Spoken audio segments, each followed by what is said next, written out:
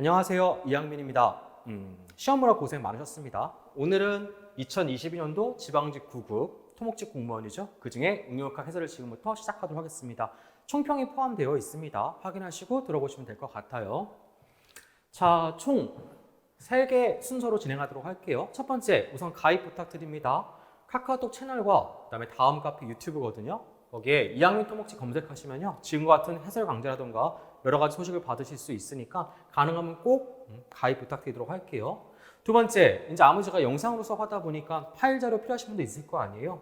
파일 자료는 마찬가지로 같은 카카오톡 채널, 다음 카페를 갖다가 활용하시면 될 것 같아요. 이전에 모든 시험에 대한 어떤 자료들이 다 충분히 포함되어 있으니까 아마 가입하시면 여러분 시험 볼 때까지 도움받으실 수 있을 것 같습니다. 그 다음에 가장 궁금해하시는 총평이죠. 이미 시험 끝내신 분들은 이걸 가장 궁금해할 텐데 총평을 두 번째 진행하도록 할게요. 그 다음에 마지막 세 번째, 응용역학 기출 해설을 할 예정이고요. 전체 20문제를 다 진행하다 보니까 시간이 다소 길 수 있습니다. 여러분들 시간 또 적절하게 쓰셔야 되니까 선택 시청을 요청드리도록 할게요. 이렇게 해서 세 가지 순서를 통해서 진행하도록 하겠습니다. 자, 우선 1번은 얘기가 끝났죠. 2번 총평 바로 들어가 보도록 할게요. 시험 어떠셨어요? 시험 보시느라고 느낌에 뭐 여러 가지 뭐 얘기도 많고 항상 끝나고 나면 하는 얘기 있어요. 왜냐면 이제 아무래도 제가 지금 현재 2022년도거든요. 2021년도도 마찬가지로 지방직 해설 강좌가 들어와 있습니다. 그래서 유튜브 검색해 보시면 한번 꼭 찾아서 한번 들어보세요. 23년 준비하시는 분들 제가 뭐라고 하나. 최근 트렌드가 제가 공통 과목은 평이하게 나올 수밖에 없다라고 말씀을 드렸어요. 쉽다, 어렵다가 아니라 결정적 한 방을 역할을 하기가 좀 어렵다는 얘기예요. 왜냐하면 시험이 이제 통합되다 보니까 뭐 여러 가지, 뭐 예를 들어서 교육청이라든가 여러 가지 시험이 서울시도 마찬가지죠. 하나의 문제를 가지고 하나의 시험들 가지고 같이 시험 보다 보니까 이게 공통 과목을 어렵게 내기 어려워요. 물론 영어는 늘상 좀 선호하지 않는 분들은 좀 까다롭죠. 그런 것들을 배제한다라고 하면 뭐 국어, 국사가 물론 약간의 뭐 등락은 있죠. 사람이 문제를 만드는 거잖아요. 하지만 그게 결정적 한방 역할을 하지 못한다는 얘기예요. 그러면 나머지는 어떻게 판가름하냐? 수없이 많은 직명들이 존재하게 되는 거죠. 가까운 뭐 기술 쪽에서는 토목도 있고요, 건축도 있고요, 뭐 전산도 있고요, 농업도 있고요, 임업도 있고요, 기계도 있고, 전기도 있고 엄청 많죠. 그런데 채용 인원이 전부 다 다르단 말이에요. 그럼 어떻게 할까요? 바로 전공으로 색을 만듭니다. 그러니까 어떻게 전공으로 색을 만드냐? 뭐 간단합니다. 채용 인원이 충분하다라고 하고 전년 대비 미달이 발생했다라고 하면 그때 어떻게 하세요? 문제를 난이도를 낮출 수밖에 없는 거고요. 반대의 경우는 당연히 높일 수밖에 없는 거죠. 확연하게 이번에 볼 수 있는 게 있습니다. 이번에 시험이 지방직이 국가직 끝나고 지방직 시험을 보게 되는 거 다 아시죠? 보시면 건축직 한번 잠깐 봐보세요. 건축직 같은 경우는 국가직이나 이런 거 접수 인원 보면은 우리는 거의 비슷했거든요. 근데 건축 같은 경우는 이제 응시인원이 어떻게 되냐면 보통 한 7, 800명 정도 제가 기억하기로 빠진 걸로 기억하고 있어요. 바로 지방직 문제 난이도 한번 봐보세요. 건축직 문제가 상당히 조금 어렵게 나온 편이죠. 그렇죠? 그래서 왈가불가 말도 많고 꽈락의 늪에 빠져가지고 35점 아시죠? 꽈락의 마법은 35점이거든요. 거기에 얽매여 있는 분들이 상당히 많습니다.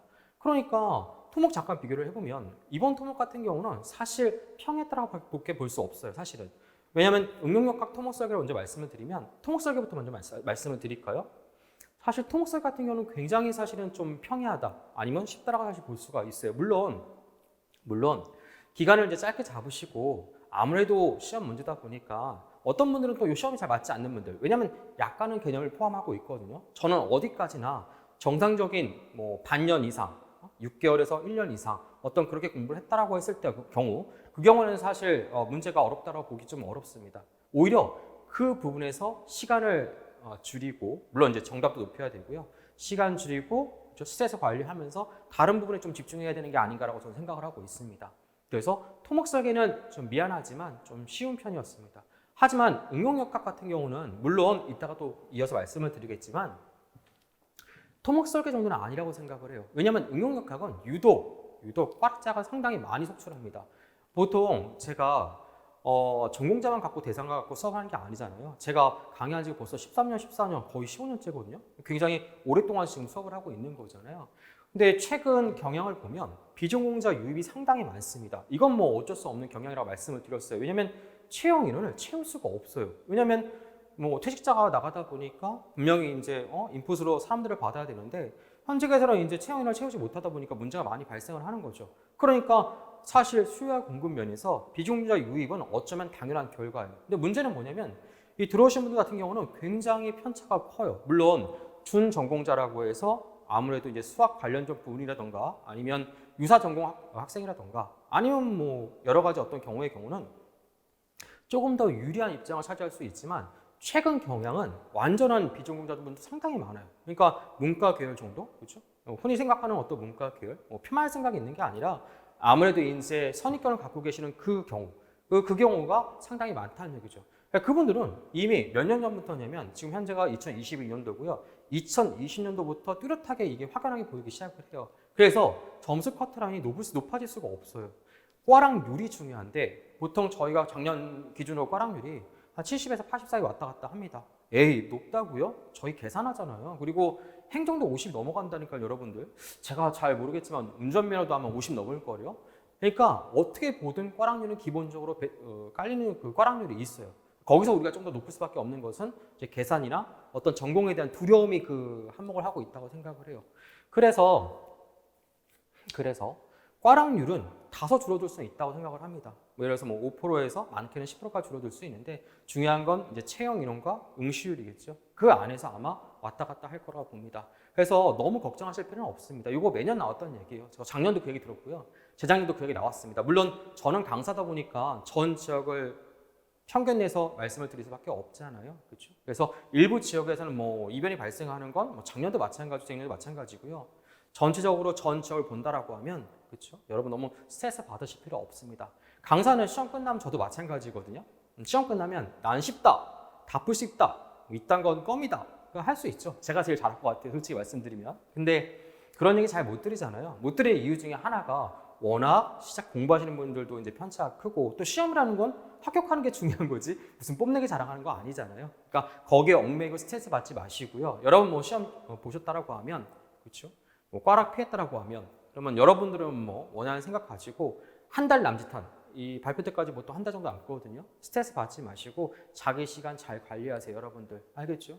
끝나고 나서 바뀌는 건 아무것도 없습니다. 물론 후회는 남을 수 있고 좀 아쉬움이나 미련 남을 수 있겠지만 바뀌시는 건 아무것도 없잖아요. 그래서 스스로 괴롭히고 힘들게 지낼 필요 없습니다. 그래서 열심히 공부하셨다라고 하면 열심히 쉬세요. 그게 제 당부사항입니다.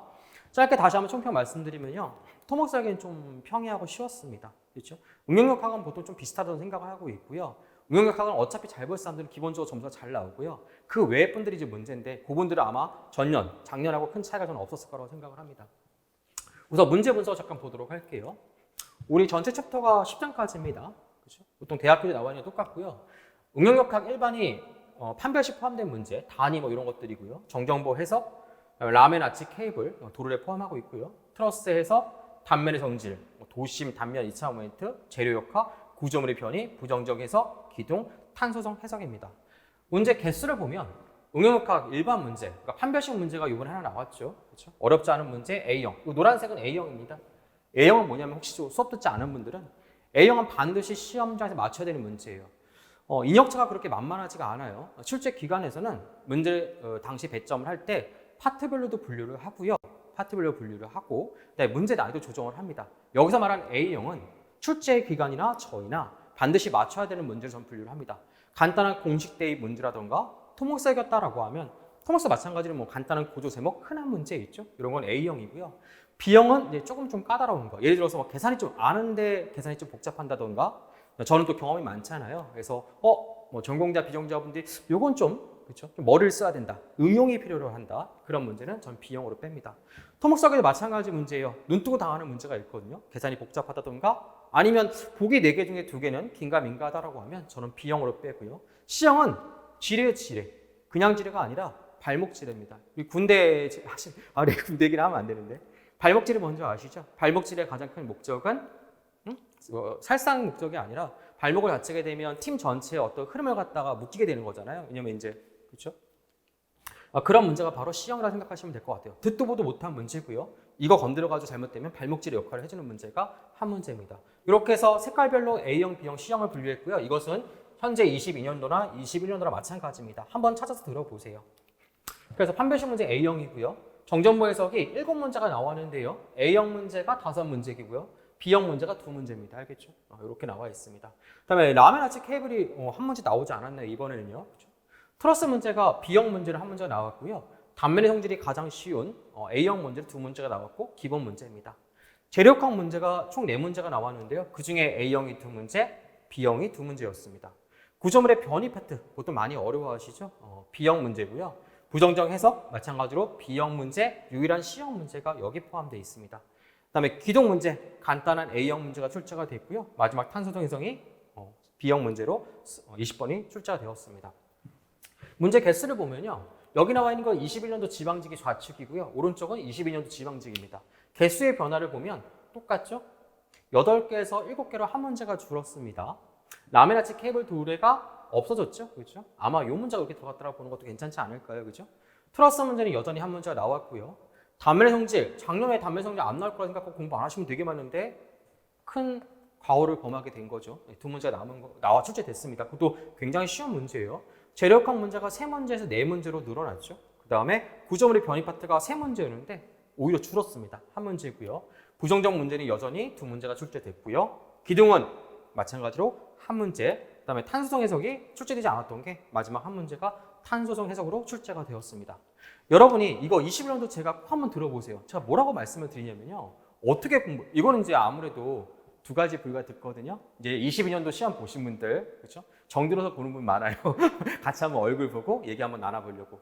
그다음에 23년도 준비하시는 분이 좀 이제 눈여겨보셔야 되는데 제가 뭐라고 하냐면 개수만 보고 단순 판단할 게 아니에요. 여기 작년에 8개 나왔다고 해서 이것만 공부하시는데 참고로 작년에 A형이 4개였고요. 그 다음에 B형이 3개, C형이 한 문제였어요. 이렇게. 이게 정정부 해석이었거든요. 여러분 공부하면 비전공자분들 특히 문과계열 혹은 완전 단타 앞에 거 공부하면 맞출 수 있을 것 같죠. 그죠? 솔직히 말씀드리면 문제 분류 자체도 못해요. 여러분들. 아니 어떤 분은 맞지 않냐? 누군가는 맞겠죠. 여러분들. 나는 평균적으로 말씀을 드리는 거예요. 왜냐하면 영어에서 마찬가지예요. 영어에서 투부정사 문제 나왔다고 해서 투부정사 진탕 공부하면 여러분 20문제에서 투부정사 문제 반드시 맞출 수 있어요? 그거 아니죠. 공부를 한다는 건 여러 가지 변화에 능동적으로 대응을 해야 된다는 얘기예요. 토목 설계가 이번에 굉장히 쉽게 나왔죠. 그죠? 여러분한테 제가 제일 안타깝고 아쉬운 건 뭐냐면 지금 처음 이 얘기하는 것을 자꾸 잊어요. 제가 뭐라고 말씀을 드리냐면 시험 문제는 살아있는 유기체예요. 계속 변한단 말이에요. 근데 여러분은 마치 죽어있다 생각하고 꼬리만 잡으려고 생각하는 거예요. 어떤 줄의 꼬리? 전년에 뭐 나왔으면 그 꼬리? 그리고 달콤한 그런 말들에 자꾸 휩쓸려서 자꾸 자기의 중심을 자꾸 잃게 돼요. 처음 생각했던 그대로 공부를 하셔야 되는데 자꾸 흔들리게 되는 거죠. 못 맞춰야 결론적으로 말씀을 드리면 그래서 열심히 하셔야 돼. 생각보다 여기 보시면 이미 정전부에서 2번, 6번 아마 날로 공부하시려고 하셨던 분들은 여기서 맞출 수 있는 문제가 뭐가 있을까요? 4번은 맞출 수 있었을 것 같고 2번 풀었겠죠. 어리버리하게 계산했겠죠. 발령 정리는 이미 정의에 의해서 정답이 나오는 거지 푸는 게 아니에요. 그렇죠? 이런 문제. 그다음에 6번 쉽죠? 공식 외우면 되잖아요. 그렇죠? 4분의 PL, 8분의 WL 제곱 이것도 뭐 공식으로 생각하시는 건 아니죠. 가장 기본적인 식이고 모든 토목 전공하시는 분들, 그다음에 공부 준비, 시험 준비하시는 모든 분들이 외워야 될 기본식이에요. 그렇죠? 그다음 뭐가 있을까? 9번, 10번? 그렇죠? 그러니까 실질적으로 배정이 되어 있다라고 해도 틀린 게 상당히 많습니다. 여기 보시면 단면 성질 기본 문제 2개 나왔는데 아예 단면 성질 안 하겠다고 제끼신 분들은 그냥 틀린 거잖아요. 그렇죠? 그 다음에 재력학 문제도 마찬가지죠. 1번, 11번 쉬워요. 그냥 놔버리면 아예 풀 수 없는 문제인 거죠. 기둥도 굉장히 쉬운 문제예요. 이거 여러분들. 작년과 똑같은 문제 나온 거예요. 국가식도 마찬가지고. 이거 계속 나오고 있는 문제입니다. 문제는 아예 하지 않은 사람한테는 그러한 기회조차 주어지지 않는다는 얘기죠. 그러면 누가 시험을 잘 봤을 거라 생각을 하세요? 제 말 들어보세요. 그렇죠? 공통 과목 잘하는 전공주자들 반대로 그렇죠? 전공 시험 잘 본 비전공자분들 이 반대의 경우가 시험을 굉장히 전 잘 봤을 거라 생각을 합니다. 물론 이 후자의 경우는 이제 전공자 같은 경우는 뭐 전공 문제에 대해서 어려움을 느낀다라고 하면 이건 다시 한번 꼼꼼히 공부를 하셔야 되는 거고 비전공자분들이 아까 상당히 많다고 말씀을 드렸잖아요. 그분들은 어떻게 공부를 하셨어야겠어요? 그렇죠? 넓고 찝어서 특정 파트 잘 나오는 건 찝어서 공부를 하셨어야 됐어요. 그러니까 제가 뭐라고 보냐면 자꾸 이제 시험 다가오면 특히 그런 질문 되게 많거든요. 마음이 급하니까 뭐만 봐야 되느냐, 앞에 거 맞추면 뭐 하느냐라고 얘기를 하는데 저는 도저히 거짓말을 할 수가 없어요, 여러분들. 저는 그런 거짓말 하지도 못하고 그래서 뭐라고 말씀드리냐면 골고루 나와 있어 차라리 그냥 A형 문제 풀라고 하죠. 저 교재 보면 전부 다 A형, B형, C형 나와 있잖아요. A형 문제. 도저히 모르겠으면 교재 옆에 날개 나와 있는 문제를 푸던가. 그렇죠? 네, 그러한 방식으로 내년 시험도 준비하는 게 저는 최선이라고 생각합니다. 내년 시험 어떻게 나올지는 분명히 말씀드리지만 정말 아무도 몰라요. 제 견해는 여전히 공통 과목은 저는 평이하게 나올 거라고 생각을 합니다. 다만 전공에 관해서는 채용 인원이라던가 응시 인원, 국가직이 중요하거든요. 거기에 따라서 문제 난이도를 전 조정할 거라고 보고, 토목사가 쉽다라고 해서 토목사가 쉬울 거라는 생각을 하는 건 굉장히 1차원적인 생각이에요. 그런 생각은 절대 갖지 마세요. 알겠죠?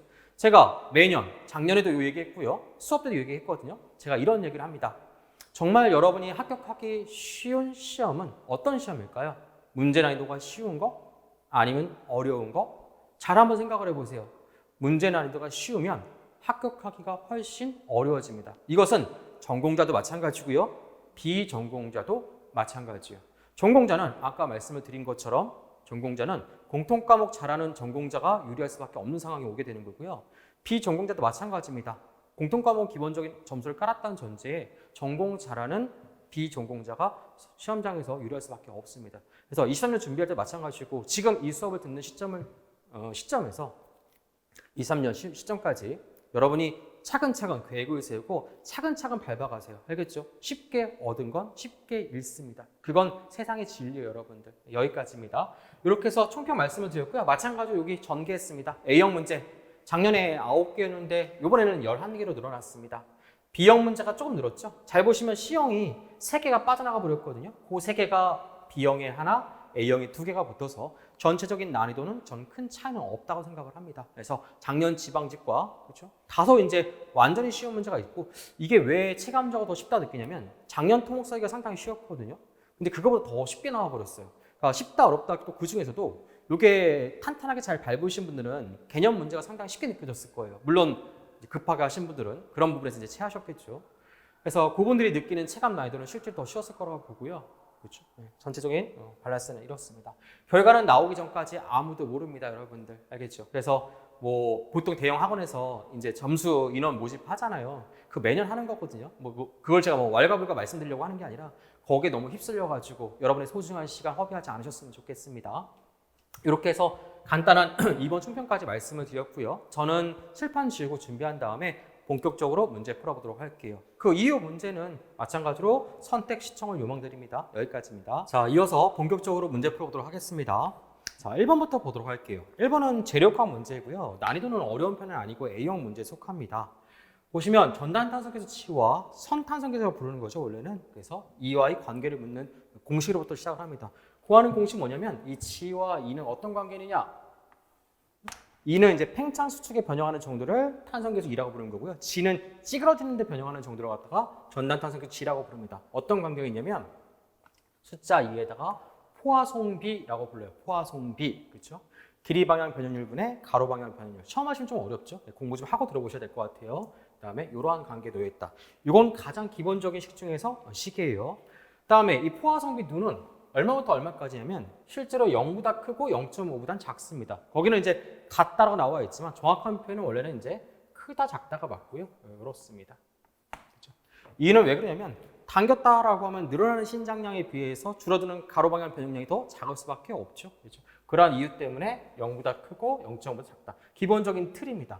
예를 통해서 제가 수업 때도 한번 말씀을 드리는데 0하고 0.5를 여기다 대입하잖아요. 예를 들어서 0을 대입했다라고 하면 여기 0 되니까 2분의 2가 되는 거죠. 이렇게 0.5를 대입하면 1.5, 2에다 1.5 곱하면 3이죠. 이렇게 제가 수업 때 뭐라고 말씀을 드리냐면 가끔 전단탄성계수 G를 구하는 문제가 선탄성계수 2가 주어져 있다고 하면 찍어도 3분의 2부터 2분의 2 사이에 들어간다고 말씀을 드렸죠. 결과적으로 그 문제에서 말하고자 하는 그 결과는 전단탄성계수는 반드시 선탄성계수보다 작고요. 그 크기는 대략 이거 실제 크기거든요. 3분의 2부터 2분의 2. 이게 더 크니까 오른쪽 가야겠죠? 그렇습니다. 다음에 포화성비. 이제 하나만 묻게 아쉬웠나 봐요. 2개 같이 물어봤는데 포화성 B는 요거에 반비례하는 거죠. 이렇게. 그래서 1 이렇게 되죠. 그러니까 포화성비가 증가하면 증가할수록 감소한다. 이거 뭐라고 부르면 바로 반비례한다. 감소한다라고 나와 있는 거죠. 정답은 4번이죠. 탄성계수 2보다는 작고, 그렇죠? 포화성비 누가 커짐에 따라서 뭐 한다? 증가한다, 감소한다? 감소한다. 2번 문제 보도록 할게요. 2번 문제 정정보 우력에 관련된 문제입니다. 사실 우력이란 말을 안 줬어도 되는데 교수님이 좀 쉽게 내려고 우력이란 말 두 글자 나오는 순간 이미 정답은 나온 거죠. 우력의 정의는 실제 기출문제 보기에 등장했던 얘기거든요. 한번 제가 읽어볼게요. 어떤 물체, 예를 들어서 지금은 이 볼을 생각하시면 될 것 같아요. 크기가 같고 반드시 크기가 같고요. 방향이 반대입니다. 지금 보시면 크기가 어떻게 같냐면 지금 이렇게 경사졌지만 크기가 같고 현재 방향이 어떻다? 이렇게 서로 반대 방향이죠. 여기가 화살표, 이쪽이 화살표죠. 이렇게 두 개의 힘이 작용할 때 만약에 작용선, 힘이 작용하는 이 선을 작용선이라고 부르는데 만약에 일치했다라고 하면 더했을 때 크기 같고 방향이 반대니까 0이 됐겠죠. 작용선이 일치하게 되면 합력이 0이 되고 그렇죠. 만약에 작용선이 일치하지 않고 나란할 때 지금의 이러한 문제를 가리키고 있는 거죠. 이렇게. 이때는 뭐 한다? 합력은 0입니다. 더하면 0이 되는 게 맞죠. 요 힘과 요 힘을 서로 합산한다라고 하면 0이 되지만 그렇죠. 나란한 이유 때문에 뭐가 발생한다? 바로 우력이 발생한다. 이걸 바로 뭐라고 한다?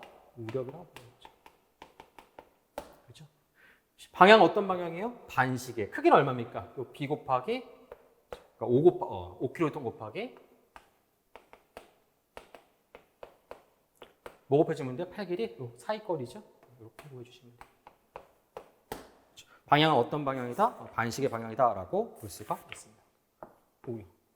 또한 어떤 특징을 갖고 있느냐? 어느 곳에서 계산한다고 할지라도 제가 차이가 있다 없다? 없다. 그러니까 모멘트를 지금처럼 D점에서 계산하든 C점에서 계산하든 B점에서는 A선 하든 그러니까 MA든 MB든 심지어 MC든 MD든 아니면 여기 뭐 2점이다. ME든 상관이 있다 없다? 없다. 모든 모멘트 우력의 크기는 뭐다? 이렇고 방향은 뭐다? 반시계 방향이다. 어떻게 또 불리우냐면요. 이걸 뭐라고 그러냐면 짝힘이다라고도 부릅니다. 뭐다? 짝힘이다. 알겠죠? 그렇습니다. 자, 사실 이 문제는 억지스러운 보기를 배치한 거고요. 딱 보는 순간 뭐 정답은 나온 거죠. 그죠? 옳지 않은 거니까. 4번이죠. B점과 C점의 모멘트 크기는 다르나 방향은 같다? 아니죠. 그렇죠. 그다음에 3번 보도록 할게요. 단면의 성질, 도심 관련된 문제고 마찬가지로 A형에 해당합니다. 흔히 잘 나오는 문제고요. 강세죠. 그렇죠? 쉬운 문제입니다. 우선 조합 단면이에요. 조합 단면은 뭐냐면 이 꺾인 모양을 그대로 외우지 않았죠. 만약에 뭐 삼각형이다라고 하면 많이 들어보셨을 거예요. 2대1 이런 거 많이 쓰잖아요. 네, 이렇게 조합 단면은 더하거나 빼서 우리가 아는 단면을 나눠야 돼요. 그래서 이렇게 쪼개가지고 직사각형과 정사각형을 봐도 상관없고요. 저는 빼는 방법 쓰도록 할게요. 큰 거에서 작은 것을 빼서 보도록 하겠습니다. 이렇게 알겠죠? 우선 치수는 다시 한번 정리해 보도록 할까요? 요거부터 그렇게 큰 거. 길이가 30이죠? 높이는 20. 높이는 20. 요거는 뭐다? 30. 이렇게. 두 번째 거 요 안에 작은 거 보도록 할까요? 밑변은 20, 높이는 10이죠? 10, 20 이렇게. 공식 보도록 할까요? 도심 y좌를 구하는 공식은요. 기본식이에요. A1 더하기 A2. A1, A2는 요 면적을 A1. 요 면적을 갖다가 A2 이렇게 해보는 거예요. 그래서 더하거나 빼도 상관없는데 지금은 이제 뺐죠. 이렇게. 그러니까 A1 마이너스 A2분의 아까 그 면적 A1의 개별 도심거리 이거를 Y1 마찬가지로 A2의 개별 도심거리를 뭐라고 본다? Y2 A1 Y1 마이너스 A2 Y2입니다. 이때 팁이 있는데 A1, A2를 그대로 집어넣어도 상관없고요. 어차피 분모 분자에 다 포함되어 있으니까 약분해서 숫자를 줄여서 집어넣는 게 더 편한 경우가 많습니다. 예를 들어서 요거 A1 면적 계산을 보면 30 곱하기 20이잖아요. 이렇게. 얘는 20 곱하기 10이죠? 이렇게. 그대로 600, 200을 집어넣어도 상관없고요. 지금 저 약분해서 이렇게 3대 1다라고 집어넣어도 상관없습니다. 그럼 한번 대입해 볼게요. A1 마이너스 A2니까 3 마이너스 1분의 그렇죠? A1은 3. 요거 도심거리죠? 도심거리 얼마입니까? 정사각형 정중앙에 있을 거 아니에요? 요거 세로 쪽이니까 얼마냐면 20의 절반 10 빼기 마찬가지로 1 요거 10의 절반을 집어넣어줘야겠죠? 가운데 있으니까 얼마다? 이렇게. 위에 거 분자 계산하면 30에서 5 빼면 25 3에서 1 빼면 2죠? 2분의 25는 얼마다? 바로 12.5가 이 문제 정답입니다. 처음 보신 분들은 좀 어려운데 라고 생각할 수 있는데 실제 시험장에서 어렵지 않게 여러분이 풀 수 있는 문제 유형입니다. 세 번째, 응용역학 일반 판별식에 해당하는 문제고요. 구분 문제는 거의 꼬박꼬박 나옵니다. 지금 문제는 사실 좀 솔직히 말씀 좀 쉬운 문제에 속하고요. 그 다음에 이 문제 푸는 방법이 저는 이제 여러 가지 좀 독특한 방법을 쓰거든요. 독창적인 방법을 쓰기 때문에 혹시 제 수업 듣지 않고 수업 듣는다라고 하면 혼동될 수 있습니다. 그래서 저는 제가 아는 범위에서 이제 말씀을 드릴 거니까 여러분이 뭐 선호하는 방법이 있다라고 하시면 그 방법을 쓰셔도 상관은 없습니다. 대신 요거 한번 말씀을 드리도록 할게요. 외적 부동력 차수는 이 지점 조건을 봐야 되는데 지금 다 고정단위죠. 여기 보시면 고정단위 몇 개 있어요? 2개. 폐합은 없죠. 폐합은 이렇게 닫힌 공간을 폐합이라고 부르거든요. 구조부를 통해서. 닫힌 것부터 열려 있잖아요. 이렇게 그죠? 마찬가지로 여기는 몇 개요? 하나, 둘, 세 개인데요. 그죠? 여기는 몇 개요? 2개. 여기도 몇 개요? 3개. 닫힌 건 없잖아요. 그죠? 그럼 적어도 부정력 차수는 얘네들은 같겠네요. 그렇죠? 그리고 얘네들은 다르겠죠? 그런데 잘 한번 생각을 해보면 얘만 갖고 있는 특징이 있죠. 그게 바로 뭐예요? 바로 이러한 폐합 상태죠. 정리해보면 얘는 몇 차냐면 외적 조건에서 평경방지 3개를 빼면 바로 쓸게 그냥 얘는 3차고요. 그렇죠? 얘는 몇 차냐면 6차. 사실 얘랑 똑같습니다. 이 길이는 뭐 상관없죠. 길든 짧든 상관이 없죠. 똑같이 얼마다? 6차. 아니 그러면 얘 3차니까 얘 3차 아닙니까? 2개니까. 그런데 여기 폐합 한 개당 3차가 더 증가합니다. 그래서 몇 차냐면 얘는 6차입니다. 그러니까 정신없어 찍는다고 할지라도 진짜 몰라. 그래서 잘 한번 생각을 해보면 추론상 아마 정답은 1번이 될 수밖에 없다는 얘기죠. 그렇다. 아시는 방법 다른 방법이 있으면 여러분 그거 쓰세요. 다음에 5번 보도록 할게요. 5번은 단면의 성질 단면 2차 모멘트입니다. 1, 2, 3, 4, 5번 중에 3번과 5번이 벌써 단면의 성질에 해당하는 문제고 그렇게 뭐 어려운 문제는 아니에요. 단면 2차 모멘트의 정의는 이러한데요. 결론부터 말씀을 드리면 단면 2차 모멘트는 회전에 저항하는 단면의 기하학적 성질이에요. 말이 좀 어렵죠. 그 정의에 따르면 이게 축이거든요. 면적 분포가 이 면적이 이 축에서 멀어지면 멀어질수록 커지게 됩니다. 왜? 여기 미서 면적이거든요. 제곱에 비례해요. 그러니까 이게 정의인데 정의가 헷갈린다. 그럼 정의는 됐고 이 면적이 축에서 멀어지면 멀어질수록 커진다는 얘기예요. 축에서 멀어지면 멀어질수록 커진다. 자, 눈사람 모양 이 원 2개 있는데 하나, 둘, 셋, 넷 A, B, C, D 크기 순서를 지금부터 보도록 할게요. 이 2개를 먼저 비교하면 누가 더 클까요? 얘가 더 크지 않을까요? 얘는 면적 분포가 2개 붙어 있는데 이게 이렇게 위로 올라간 거잖아. 방향은 상관없습니다. 위쪽이든 아래쪽이든. 다음에 B하고 C 보도록 할까요? 얼핏 보면은 내가 방향은 아까 상관없다고 말씀을 드렸죠? 그렇죠. 무슨 말이냐면 위에 있으나 아래에 있으나 상관이 있다 없다? 없다. 요 아래에 있는 게 위로 올라갔다 봐도 상관없고요. 그렇죠? 아니면 요게 밑으로 갔다 해도 상관없습니다. 무조건 축에서 떨어진 거리에만 비례를 합니다. 그러니까 같다. 그 다음에 얘네들을 비교해보면 얘는 위쪽으로 지금 올라가 있고 아래쪽도 상관없다고 말씀을 드렸어요. 얘는 도심을 통과하고 가운데를 통과하고 있으니까 뭐가 더 크다? 이렇다 되죠. 그 다음에 한 가지가 더 있습니다. 제가 면적이 같을 때 단면 2차 모멘트의 크기 순서는 모서리 개수가 적을수록 크다라고 말씀을 드렸어요. 무슨 말이냐면 예를 들어서 삼각형, 정사각형, 원형이 있다라고 하면 여기 모서리가 몇 개예요? 3개. 여기 모서리가 몇 개다? 4개. 일반적으로 실제 증명에서 계산하게 되면 얘가 더 크고 원형은 모서리가 매우 많다라고 보시면 될 것 같아요. 요 크기 순서야.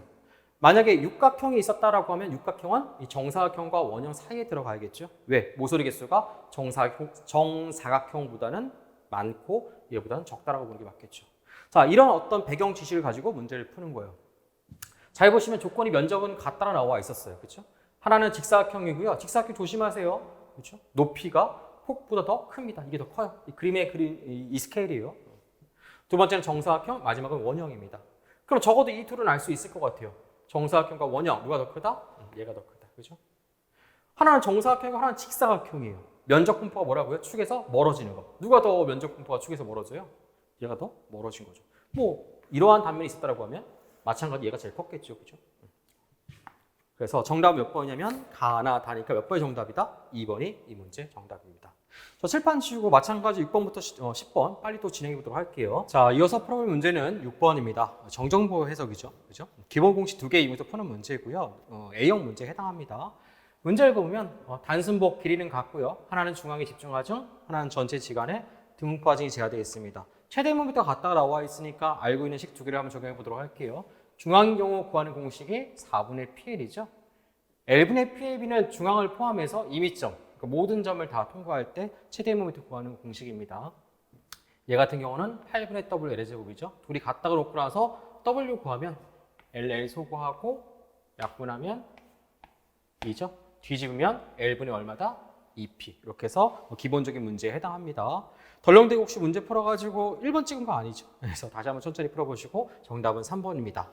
7번 보도록 할게요. 원리 원칙대로 풀면은 이거 발형 정리 문제입니다. 하지만 해설제는 제가 발형 정리로 문제를 풀어놨고요. 저는 간단하게 시험장에 따라고 하면 이렇게 풀지 않았을까라고 생각을 합니다. 우력 좋아하시는 교수님이에요. 네, 등가 힘과 우력. 어디점에서? 바로 A점에서입니다. 그렇죠?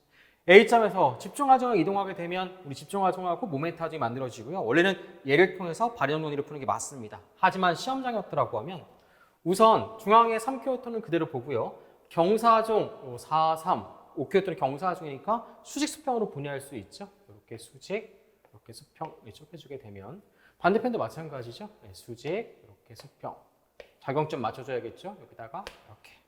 그러면 얼마냐? 직사각형이죠. 평행사변의 법칙에 의해서 대각선, 이 빗변이 합력이 5니까 얘는 5 곱하기 5분의 3이겠죠. 얘는 5 곱하기 5분의 4가 되겠죠. 결과 바로 쓰면은 3kN, 여기는 얼마다? 4kN. 마찬가지로 얘 구하면 4kN, 여기 얼마다? 3kN. 좀 눈썰미 있는 분들은 바로 딱 보니까 대칭이잖아요. 그죠? 사실 뭐 제일 쉽게 보는 방법은 가운데 한번 옮겨봤을 것 같아요. 가운데 옮겼다라고 하면 우선 이 수평 외력 같은 경우는 크기는 같고 방향이 반대이니까 뭐다? 합력이 0이 돼버리겠죠. 지워진다는 얘기야. 결과적으로 얘는 만들어지지 않을 거고요. 추진력은 3개죠. 요거 포함해야 되니까 하나, 둘, 셋. 가운데로 옮겼다라고 하면 얘를 이동했을 때 발생하는 반시계 방향 모멘트와 얘를 이동했을 때 발생하는 시계 방향 모멘트가 서로 상쇄되니까 결국 정중앙이 얼마 있는 거랑 같아요? 3 더하기 3 더하기 3이니까 바로 9kN. 얘 하나를 한 번에 A쪽으로 옮기는 게 좋겠죠. 옮겼다라고 하면 수직하정은 그대로 가서 9kN. 모멘트는 나중 위치에서 처음 집중하던 방향을 보고 계산하라고 말씀을 드렸죠. 시계 방향. 크기는 얼마냐면 9 곱하기 8 길이 3m, 2m 합산하면 5m. 정답은 45kN. 정답은 그래서 A점은 수평 발력이 없어야 됩니다. 그렇죠? A점 옮겼을 때 등가 힘은 수평력은 상쇄됩니다. 발력이 아니에요. 상쇄돼 버리고 이거 외력입니다, 여러분들. 수직력은 합산된 결과 3, 3, 3 해서 9. 그때 집중하정을 평행 이동했을 때 발생하는 모멘트는 얼마다? 45. 아니면 뭐 3 곱하기 3, 3 곱하기 5, 3 곱하기 7 이렇게 해서 다 합산해도 똑같은 결과 45를 찾을 수가 있습니다. 제가 여기까지 봤을 때 1번, 2번, 3번, 4번, 5번까지는 다 A형 문제라 판단을 하고 6번까지 A형 문제를 판단하고요. 7번 문제까지 조금 어렵지 않았을까? 특히 비전공자분들이거나 개념이니까 평소에 충분히 응용하고 상상하지 않았다라고 하면 7번 문제가 조금 더 여러분한테 어렵게 느껴질 수가 있습니다. 8번 보도록 할게요. 틀었습니다. 그죠? A형, B형 할까 하다가 수평 부재의 부재력 구하는 게 흔치 않아서 이거 하연제죠. 그죠? 제가 B형으로 뺐습니다. 얼핏 보면 되게 어려워 보이지만 막상 풀면 발력만 계산해서 한 단계 넘어가게 되면 그다지 어려운 문제는 아닙니다. 지금 문제는 누굴 구하라고 했냐면요. AB 부재의 부재력을 구하라고 했어요. 그렇죠? 우선 A점의 발력부터 먼저 구해보도록 할게요. A점의 뭐다? 발력부터 먼저 구해보도록 합시다. A점 발력 구하려면 어느 점에서 모멘트 평형 방정식을 쓰면 될까요? C점에서 모멘트 평형 방정식을 지금부터 써보도록 할게요. 자, 시그마 모멘트 C는 0이다. 시계 방향 플러스를 보도록 할게요. 자, 얘는 뭐 상향 가정해도 상관없고 하향 가정도 상관없는데 상향 가정해 보도록 합시다. 요것도 수평 발력 이렇게.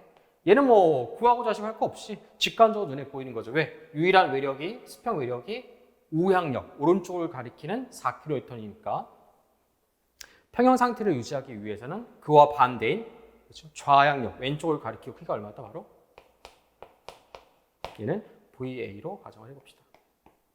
자, A 시점에서 모멘트 평형 방정식 쓰게 되면 VA 곱하기 모멘트는 시계 방향이고 팔 길이는 여기서부터 여기까지 직각거리죠. 요 거리. EL이 4개 있으니까 8회. 요것도 빠뜨릴 수가 없죠. 작용선을 길게 보세요. 이렇게 시계 방향이고 요게 이제 직각거리에 해당하겠죠. 합쳐서 4회. 요것도 빠뜨리면 안 되겠죠. 이번에는 반시계 방향이네, 그죠? 4kN 곱하기 뭐다? 4회. 그러고 보니까 두 번째 항과 세 번째 항이 소거돼 버려요. 왜냐면 요건 플러스 16L이고 얘는 마이너스 16L이니까 실제 이 두 개는 뭐한다? 지워져 버리는 거죠. 그런데 VA 곱하기 8L이 0이 되려면 이 유일한 미지수 VA는 뭐가 될 수밖에 없어? 바로 0이 될 수밖에 없다는 얘기죠. 아, VA는 있을 것 같은데 흔히 초급자가 가장 많이 하는 실수가 힌트다라고 해서 수직 수평 반력이 반드시 있을 거라는 생각을 하는데 있을 수도 있다는 얘기지 꼭 있다는 얘기는 아닙니다. 얘가 얼마다? 0. 있다 없다? 없다. 자, 그리고 나서 A점에서 절점법 보도록 할게요.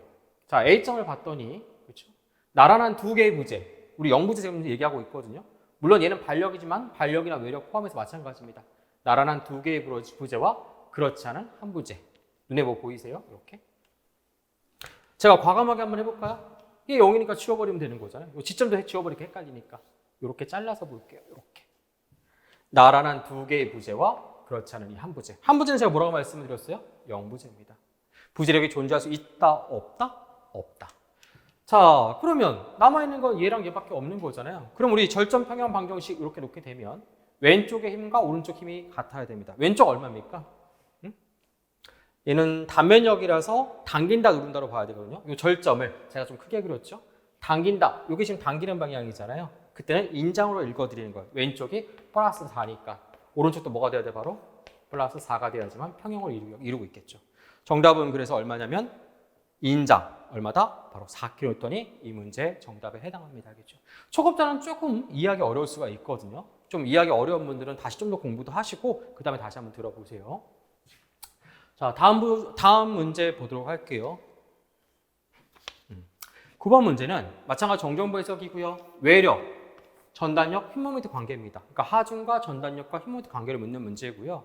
자, 여러분 이거 답만 찾는 거 아니잖아요. 조금 더 공부하시라고 주어진 전단력 선도와 제가 외력도 그다음에 흰모멘트 선도, 우리 BMD까지 제가 같이 그려놨습니다. 우선 최대 모멘트를 구하라고 답부터 먼저 구해봅시다. 최대 모멘트 어떻게 구하는 거예요? 전단력 선도가 주어졌을 때는 전단력의 부호가 뒤바뀌는 곳이에요. 여기 보시면 플러스에서 마이너스 지금 뒤바뀌어 있는 거죠. 여기는 마이너스니까 부호가 뒤바뀌지 않은 상태죠. 마찬가지입니다. 마이너스에서 플러스로 뒤바뀌어도 상관없습니다. 이렇게 뒤바뀌었을 때 전단력 선도의 누적 면적이에요. 누적 면적은 뭐냐면 얘를 중심으로 왼쪽의 면적에 합산된 결과 또는 오른쪽 면적에 합산된 결과입니다. 제가 해설지를 왼쪽으로 풀어놨거든요. 원래는 오른쪽을 구하면 마이너스 면적이라서 부호를 뒤집어줘야 돼요. 제가 정확하게 풀기 위해서 왼쪽을 구한 거고요. 지금은 둘 다 한번 구해볼까요? 사다리꼴이죠. 그렇죠? 얘를 밑변, 얘를 죄송합니다. 아랫변, 윗변, 높이라고 하면 우리 사다리꼴 넓이 구하는 공식 뭐예요? 아랫변 더하기 윗변 곱하기 높이 나누기 2죠. 암산할까요? 10 더하기 2, 12. 그렇죠? 곱하기 높이 4 곱하면 얼마야? 12 곱하기 4니까 48. 그렇죠? 나누기 2하면 얼마다? 정답은 24입니다. 아니면 오른쪽 것도 한번 계산해 볼까요?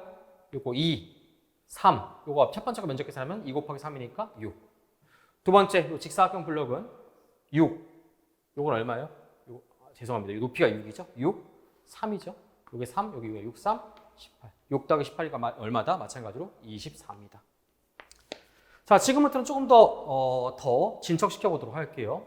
자, 얘를 가지고 BMD를 추정할 수가 있습니다. 좀 세밀한 거 좀 공부를 하셔야 되는데 보통 이제 적분 관계인데 이렇게 이해하시면 좋을 것 같아요. 이게 이제 용돈이라고 생각하시면 될 것 같고요. 시간이 지남에 따라서 용돈 받는 거, 그때 내 재산 상황입니다. 처음에 용돈을 10원을 줬다가 점점 용돈을 줄이고 있는 거예요. 9원, 8원, 7원, 6원, 5원, 4원, 3원, 2원까지. 그죠? 그럼 내 재산은 어떻게 쓸까요? 내 재산이 늘어나긴 하지만 늘어나는 속도는 줄었겠죠. 그래서 바로 제 재산이 늘어나긴 하지만 올라가기는 올라가지만 점점 완만한 이러한 곡선을 그리게 되는 거고. 지금부터는 돈을 다시 뺏어가는 거죠. 얼마씩 뺏어가는 거야? 2원씩. 이렇게. 뒷점부터는 더 많이 뺏어갑니다. 6원씩. 그래서 이렇게 더 팍 꺾이는 거예요. 알겠죠? 요게 아까 18이니까 얘가 18, 요게 24. 이 문제 정답 MX는 24가 되는 거죠. 자, 외력도는 한붓 그리기 하시면 됩니다. 한붓 그리기는 여기서부터 여기까지 한 번에 그리면 돼요. 먼저 그려볼게요. 화살표가 위로 올라가야겠죠. 10만큼. 이게 수직 반력에 해당하는 거예요. 10. 그럼 얘는 뭐냐? 서서히 계단 타고 내려간다고 생각하시면 돼요. 계단. 바로 이 계단, 내려간다. 이 계단, 방향은 하향이죠. 계단. 그럼 이 계단 한 개의 높이는 어떻게 구하느냐? 바로 밑변분의 높이를 구할 수 있죠. 밑변은 4, 높이는 8이죠. 10에서 2를 빼줘야 되니까. 4분의 8하면 얼마다? 됐죠?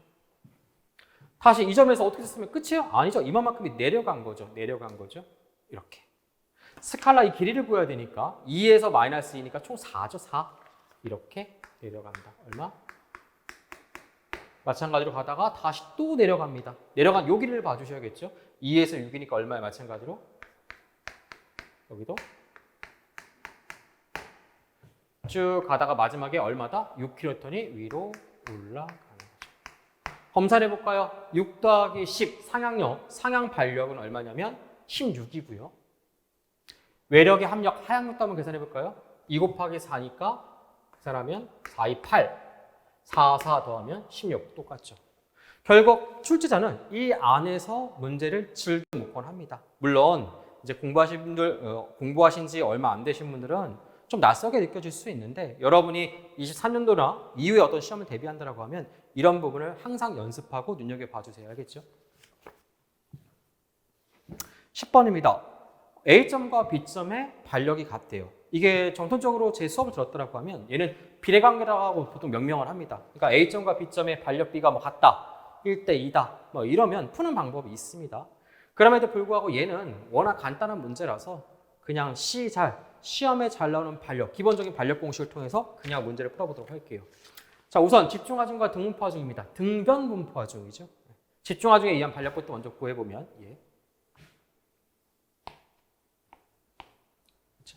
이건 보지 마시고 이것만 봅시다. 왼쪽 여기 A는 2m, B는 6m. A, B는 제가 그냥 기호를 먹인 거고요. L은 8m입니다. 이게 구하는 공식은 뭐예요? 바로 L분의 P, B. 오른쪽은 뭐예요? B점 발력은 L분의 P. 자, 이번엔 등변분포하중 보도록 할까요? 삼각형이죠. 이렇게 뾰족한 곳, 무거운 쪽, 아무래도 무거운 쪽을 지탱하는 발력이 더 클 수밖에 없는 거죠. 왼쪽부터 먼저 보면 얘는 6분의 WL, 오메가 L이죠. 얘는 얼마냐면 3분의 오메가 L입니다. 나머지는 대입해 보도록 할게요. 8, 길이 8m니까 B는 뒤에 거리 6 이렇게 대입하면 이거 계산하면 8분의 6 P 이건 계산하면 더하기 얼마? 4. RA 나왔네요. 그죠? 마찬가지 방법으로 RB도 한번 구해볼까요? 8, PA는 2m, 3, 3, 8 넣어주면 얘는 8분의 2P 더하기 얼마다? 8. 이렇게. 두 개가 같다라고 했으니까 뭐 이 정도는 여러분 계산할 수 있죠? 4하고 8, 4를 저쪽으로 넘기면 마이너스 4가 되면서 소거되면서 플러스 4가 남는 거고 얘를 이렇게 넘기면 마이너스 8분의 2P가 되면서 8분의 4P가 남는 거죠. 8분의 4P, 약분하면 2분의 P가 4니까 P는 얼마다? 8이죠, 8. 정답은 그래서 8kN이고요. 다시 한번 천천히 한번 구해보도록 하세요. 저는 칠판 치우고 사실 이제 전반전과 후반전이다라고 하면 전반전이 그래도 좀 쉬웠어요. 10번까지는. 근데 지금부터 이어지는 11번부터는 조금 다소 어렵습니다. 같이 한번 풀어보도록 할게요. 자, 이어서 풀어볼 문제는 11번입니다. 재료역학 문제고요.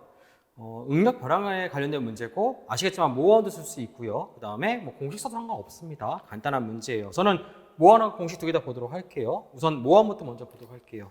모어는 직교하는 두 축에 대한 점의 정보를 먼저 끌어오면 되는데 직교축은 여기 X축, 여기 노란색으로 표기를 했죠. 그렇죠? 여기 첫 번째 축이고요. 직각이니까 얘랑 직각인 보너스 축 Y축입니다. 점의 정보는 우리 수직 응력과 전달 응력을 끌어오면 되고요. 지금 전달 응력이 없잖아요. 그럼 얘의 정확한 점의 정보는 얼마가 되는 거냐면 압축이니까 마이너스 60, 보시면 전달 능력이 없죠? 그러면 0이 되는 거예요. 이렇게. 두 번째, 세로축 Y축 보도록 할까요? 마찬가지로 누르는 압축이죠. 그러니까 얘 점의 정보는 마이너스 20, 얼마다? 0이다. 이 두 개의 점을 직교축, 가로축은 시그마축이고요. 세로축은 타우축입니다. 공부하신 방법에 따라 방향이 다르긴 하지만 제가 쓰는 방법이 가장 시험과 많이 일치하는 방법이에요. 첫 번째 점의 정보 마이너스 60, 0부터 보도록 할게요. 반대 방향이죠. 얼마냐면 마이너스 60, 0. 두 번째 점의 정보는 뭐냐면 마이너스 20, 0. 여기 점 미리 찍어놨고요. 마이너스 20, 뭐다? 모어는 이 둘을 갖다가 직선을 연결한 다음에 지름이죠. 한 바퀴 감는 거예요. 바로 이게 바로 모어원이다.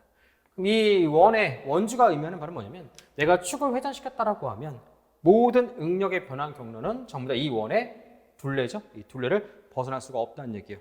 가령 예를 들어서 최대 전달력 구한다라고 하면 이 세로축이 타우 전달력축이잖아요. 최대 전달 능력은 얘나 얘 둘 중에 하나에 해당하는 거죠. 이게 바로 뭐다? 타우 맥스. 그러니까 원의 어떤 관계를 통해서 풀 수 있다는 얘기입니다. 지름부터 먼저 구해볼까요? 마이너스 20, 마이너스 60이니까 이 길이죠. 마이너스 60과 마이너스 20. 60에서 20 빼지만 이 길이는 40. 반지름에 해당하니까 자연스럽게 정답은 얼마다? 바로 20. 나는 뭐 공식 쓰고 싶다. 식은 제가 미리 적어놨고요. 이렇게. 근데 지금 보시면 전달 능력이 없잖아요. 그죠? 그러면 얘가 0이 되는 거니까 이거죠. 2분의 시그마 x만 시그마 y의 제곱의 루트. 제곱근하고 이 루트를 벗길 수 있죠. 그냥 나오는 게 아니라 절대값입니다. 절대값은 뭐냐면 이게 음이 나오든 양이 나오든 똑같은 결과가 나오잖아요. 제곱에서 루트를 씌우니까. 그래서 부호를 떼주라는 얘기예요. 이 식을 통해서 문제를 풀면 되는 거예요. 예를 들어서 자, 시그마 x 여기 마이너스 60에 주의해 주셔야 돼요. 마이너스 60 그대로 빼기 써주시고 시그마 y는 마이너스 20이죠. 이렇게. 그럼 한번 해볼까요? 앞에 거 마이너스 60, 요거 마이너스 두 번 겹치면 플러스 되는 거 아시죠? 마이너스 60 플러스 20이니까 합산된 결과는 마이너스 40. 2를 나누면 마이너스 20. 절대값, 부호를 떼라고 했으니까 정답은 이렇게 되는 겁니다. 알겠죠? 잘 나오는 문제죠? 다음에 12번 보도록 할게요. 이번 지방직 문제 중에서 가장 어려운 문제는 사실은 12번 문제죠. 거기 보시면 허용력이 두 개가 있어요. 하나는 뭐냐면 허용 전달 능력, 하나는 허용 휘목력이 있죠. 그죠? 맥스 값을 부여해서 허용 값 판단을 해야 되니까 이게 뭐 어렵다기보다는 시간이 좀 걸리고 좀 귀찮다는 얘기죠. 같이 한번 보도록 할게요. 우리 전형적인 형태니까 바로 보도록 합시다. 왼쪽은 L분의 PB, 3m, 6m면 9분의 6이니까 약분하면 3분의 2P, 오른쪽은 3분의 P. 전형적인 전달력선도 이거 뭐 많이 나오는 거니까 제가 미리 그려놨고요. 마찬가지로 전형적인 PMD입니다. 뭐 없이도 풀 수 있지만 그래도 이 정도는 시험 앞두고 있다라고 하면 딱 생각이 나야 되는 거죠. 자, Vmax 구한다. 전달력이 가장 큰 값이니까 요게 일정하고 이쪽이 일정하니까 가장 큰 값은 바로 요 값이 되겠죠. 맞죠? 요 반력과 같다 했다. 얼마가 되면 바로 3분의 2P입니다. 단위는 킬로뉴턴으로 보도록 할게요. 자, 이번에는 최대 모멘트 요 부분이죠. 그렇죠? 여기는 반력에다 8길이 3m 곱해도 상관없고 여기는 반력 3분의 P에다 6m 곱해도 상관없습니다. 저는 왼쪽 거 보도록 할게요. 3, 3 지워지니까 얼마다? 2P. 이게 바로 뭐다? mx에 해당하는 거죠. mx는 얼마냐면 2p고요. 단위는 킬로뉴턴 미터로 보도록 하겠습니다. 미터 썼잖아요. 그대로 그죠? 자, 그러면 색깔 맞춰서 보도록 할게요. 우선 시그마 맥스부터 비교해야지 얼로우와 맥스 값을 비교하겠죠. 시그마 얼로우는 죄송합니다. 시그마 맥스는 단면계에서 제분의 mx고 제가 단면을 그리지 않았는데 단면은 직사각형 단면이고요. 구두로 말씀을 드릴게요. 폭은 100mm, 0.1m죠. 높이는 200mm, 0.2m에 해당합니다. 자, Z 구하는 공식은 우리 6분의 직사각형 단면일 때 혹은 정사각형 단면일 때 6분의 BH의 제곱. 그렇죠? 단위를 kNm/m의 제곱으로 맞출 거거든요. 그래서 폭 B 100mm를 0.1m로 바꿨고요. H 200mm를 0.2m로 바꿨습니다. MX는 아까 구했죠? 그대로 2P입니다. 이거 계산하면 얼마가 될까요? 0.2를 제곱해주면 0.04. 맞죠? 0.1을 다시 곱해주면 0.004. 그죠? 이거하고 이거 보시면 12. 0.004분의 12니까 03개, 4하고 12 약분하면 3000입니다. 그래서 얼마냐면 3000 그대로 P 단위는 kNm/m의 제곱입니다. 자, 허용력 개념이죠. 주어진 허용력. 거기서는 뭐라 나와 있냐면 60메가파스칼 나와 있죠. 메가파스칼은 단위가 뉴턴/밀리미터의 제곱과 같은 단위를 갖고 있죠. 죄송합니다. 이것도 맞는 얘기인데 메가파스칼은 포로에 치면 10의 6승 뉴턴/미터의 제곱이죠. 저는 아까 kNm/m의 제곱으로 보기로 했으니까 10의 6승에서 이 뉴턴을 kN으로 바꿔주면 10의 3승을 지워줘야겠죠. 10의 3승을 곱해준다라고 하면 60에다가 이렇게 바꿔주는 거고. 이 값은 아까 구했던 3000P를 그대로 써주면 P는 3000하고 6만이죠. 약분하면 얼마가 된다? 바로 20kN 첫 번째 후보입니다. 끝이냐? 아니죠. 두 번째가 있죠. 타워 얼러와 타워 맥스를 비교해야 되는데 마찬가지입니다. 타워 맥스. 직사각형 단면이나 정사각형 단면의 최대 전달 능력 구하는 공식은 2a분의 3v, 2분의 3 a분의 v죠. 그렇죠. 바로 대입했습니다. 마찬가지로 A는 미터로 바꿔주면 0.1m, 0.2m, 3. Vmax는 아까 3분의 2P라고 했으니까 3분의 2P. 그렇죠? 그러면 3, 3 약분되고 2 약분되면 0.1 곱하기 0.2는 0.02죠. 0.02P 마찬가지로 단위는 킬로뉴턴 퍼 미터의 제곱입니다. 자, 마찬가지로 동일하게 주어진 허용 전달 응력이 1메가파스칼입니다. 메가파스칼 단위는 10의 6승 뉴턴 퍼 미터의 제곱이니까 킬로미터로 바꿔준다라고 하면 공 3개만 지워줘 버리고 10의 3승 곱해주면 되는 거죠. 이렇게 똑같았죠? 공 3개, 공 3개. 그렇죠? 마찬가지로 여기다가 그대로 0.002를 P를 쓴다라고 하면 P 구하는 거니까 이때 P를 P2다라고 하면 0.02 곱하기 1000 공 3개 이렇게 해주면 얼마다? 20. 그죠? 정답은 P1 대 P2. 기호를 좀 복잡해졌지만 결국 이 둘의 크기 비를 구하는 문제니까 몇 대 몇이에 바로 정답은 1대 1입니다. 시험장에 들어갔다라고 하면 풀다가 사실 이 문제는 풀다가 발을 뺐었어야 됐어요. 그 다음에 포기하라는 얘기가 아니라 설계가 사실 좀 쉽게 나왔잖아요. 역학도 뒤에 또 좀 다른 문제 쉬운 문제 있었으니까 그 문제부터 풀고 시간이 남을 때 이 문제를 선택해서 푸는 게 바로 옳은 선택입니다. 알겠죠? 초급자 대다수 못 맞췄을 것 같아요. 중급자도 그렇죠? 여유가 있지 않다라고 하면 못 푸는 문제입니다. 다음에 13번 보도록 할게요. 구조물의 변이 중첩 공식입니다. 구조물의 변이 뭐다? 중첩 공식이죠. 저는 뭐 어떤 문제는 공역부를 쓰기도 하지만 시험에 이제 적합한 방법을 빨리빨리 판단을 해야 되는 거잖아요. 저는 중첩 공식을 갖고 말씀을 드릴 거고요. 마찬가지로 제 수업 기준으로 말씀드려 보도록 할게요. 색깔을 달리 쓴 이유는요. 두 개를 따로 분해해서 보려고 합니다. P하고 모멘트죠. 두 개 더하면 슈퍼포지션이라고 부르는 거죠. 중첩이 됩니다. 우리가 응용역학을 문제를 풀 때 가장 큰 특징은 나눠서, 그러니까 외력을 나눠서 따로따로 구한 다음에 그 계산된 결과를 더해서 풀 수가 있다는 얘기야. 지금 뗐죠? 변이도 마찬가지입니다. 자, 얘 처짐 구한다라고 하면 이렇게 쳐줬겠죠? 이때 이 처짐을 뭐다?